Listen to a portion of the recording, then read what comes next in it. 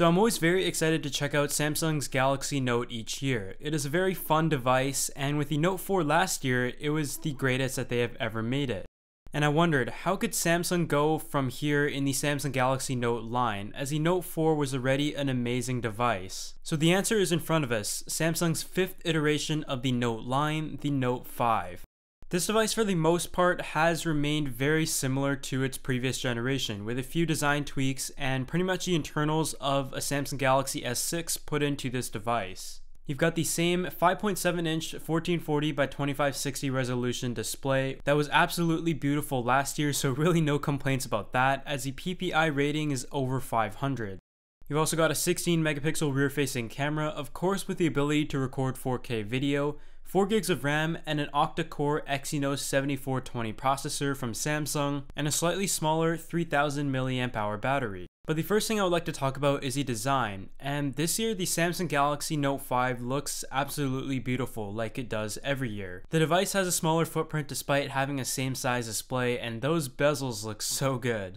The back is now a curved glass, which is nice, it looks very good, however it is a huge fingerprint magnet and your device is extremely slippery, especially at a device of this size. But luckily there is a solution to that. With a D-brand skin that is precision cut to fit your device, you can not only fix the slippery Note 5 problem, but also have a huge range of customization to make the device your own. Link will be in the description. The Note 5 itself is available in silver, gold, the midnight blue, and the white, and personally I wasn't able to get my hands on the white, and I wasn't the biggest fan of the blue because it was a huge fingerprint magnet until I got my D-brand skin. On the bottom you will find your USB port as well as the 3.5mm headphone jack, speakers, a microphone, and the S Pen slot. And of course on the right side you'll find your power button, and on the left side you have your volume rockers. The device measures in at 153mm tall, 76mm wide, and just 7.6mm thick. And it really goes without saying that Samsung has done a great job in the design, and the device feels and looks great. You've also got the familiar touch capacitive buttons as well as a fingerprint sensor integrated into the home button. Moving on to the display, Samsung has always been at the top of the pack when it comes to this category. You've got the same display found on the Note 4, which was absolutely stunning. It features a 2560 by 1440 resolution, and measuring in at 5.7 inches thick, it still retains a PPI pixel density of over 500.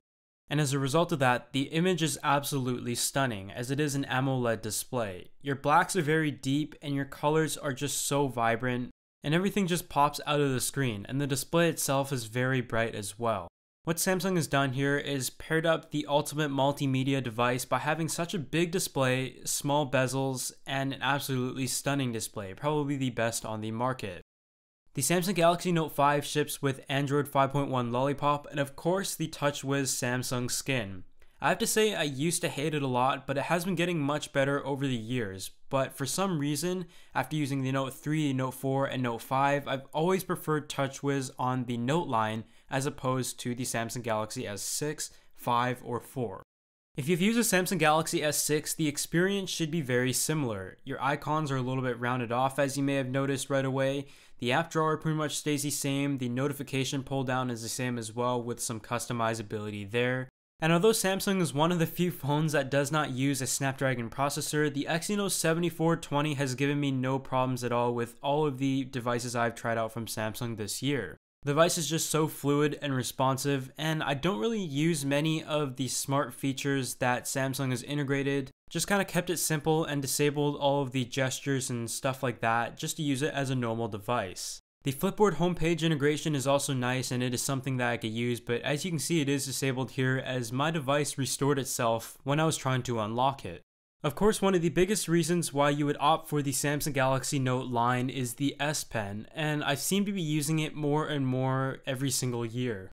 This year they have once again made improvements to the hardware and some of the software features of the S Pen, and one of the first things you'll notice is that the pen actually clicks, and that is something I could do all day. On the software front, Samsung has tried to add more and more features to the S Pen to try to make you use it more. There's stuff such as screen write, which I absolutely loved while it worked, and with the Super AMOLED display it allows you to write on the screen while it is off. And the way that the screen works with the pen is amazing. It is able to detect different types of pressure and just made for a very enjoyable writing and drawing experience just for fun. There's also Air Command, which has the action memo, smart select, screen write, S Note, and for me, I mainly use S Note and screen write. But the thing that I use the S Pen the most for is drawing up Snapchat, as that's always fun to do on this, and also screen memo. Typing on this thing kind of reminds me of the Palm Pilots back in the day. The accuracy and speed they're able to get out of the stylus when typing just makes me want to use it more. But I also need to mention some of the problems, which, as you may have heard by now, is what you would call, I guess, the S Pen gate, which I have also experienced, although that was my fault. If anyone feels like sticking their S Pen backwards, it will break off the detection sensor, which doesn't let you use the screen memo. And according to the article, it is permanent damage and is unfixable on your Note 5, so that kinda sucks.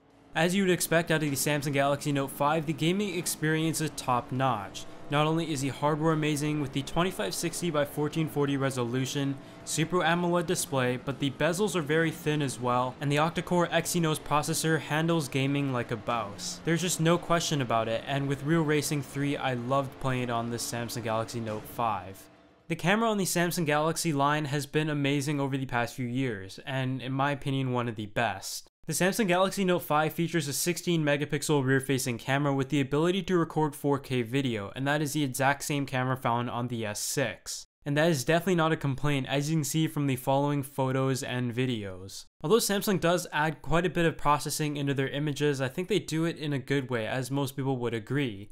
The colors are extremely vibrant, and the sharpness just pops straight out of the screen, especially if you're viewing it on the display of the Note 5, and it did a really good job in focusing as well. I would say that the camera on the Samsung Galaxy S6 and Note 5 is the most consistent compared to other Android phones I've tested out. Shot after shot, it delivered a great end result. As you can see, the video is just as good. It is definitely Team Crispy approved, and once again, the colors are absolutely beautiful, and the sharpness is definitely there with the 4K video quality. With the Samsung Galaxy Note 5, it seems to be the perfect smartphone for multimedia, so we gotta talk about the speakers. I would definitely say they're louder than average and okay in terms of the sound, but really nothing to be impressed about, nor is it a deal breaker in this case.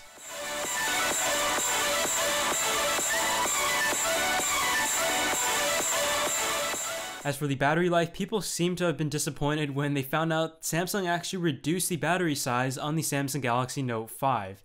It comes in at 3000 mAh, which is still pretty respectable, but the milliamp hour is just a number, and what it really comes down to is what type of battery life you're able to get out of the device. For example, the Nexus 6 had a pretty big battery, but I noticed the battery life was terrible at first. After using this device for the first week I had it, I was easily able to make it through a full day, and I was getting anywhere from 4.5 to 5 hours of screen on time, which is much better compared to what we saw on the Samsung Galaxy S6 and S6 Edge, which had some of us worried about how it would perform on the Note 5 with the same processor. Of course, on the Samsung Galaxy line, we are familiar with the power saving mode and the ultra power saving mode, and with the ultra power saving mode in particular, it is pretty much the best power saving mode I've seen on any device. I would say it is the most efficient, and the way they achieve that is by making the whole display black and white, which works well with the Super AMOLED display. Allowing you to just use the most crucial apps you may need, it can maximize the battery life for days. Not to forget to mention, there's also quick charging on the Samsung Galaxy Note 5 with the included cables and wall adapter.